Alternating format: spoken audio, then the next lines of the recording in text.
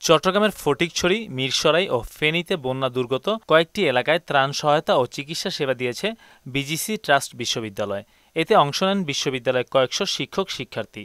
বন্যা দুর্গতদের মাঝে প্রায় ২০ লাখ টাকার ত্রাণ ও গৃহস্থালী সামগ্রী প্রদানের পাশাপাশি বিজিসি মেডিকেলের চিকিৎসকরা বন্যা দুর্গত এলাকায় প্রায় ৫০০ জনকে চিকিৎসা সেবা ও ওষুধ প্রদান করেন। এ সময় বিশ্ববিদ্যালয়ের ভিসি এএফএম আওরঙ্গজেব জানান, ত্রাণ সহায়তায় শিক্ষার্থী, শিক্ষক ও ট্রাস্টি বোর্ডের যে সাড়া পাচ্ছি তা অভাবনীয়। এ অঞ্চলে এত ভয়াবহ বন্যা আগে কেউ দেখেনি। এমন দুর্যোগময় পরিস্থিতিতে সবারই এগিয়ে আসা উচিত।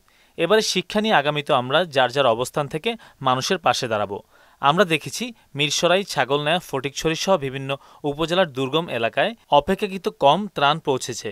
তাই আমাদের টিম সেসব জায়গায় গিয়ে সহায়তা পৌঁছে দেওয়ার চেষ্টা করছে।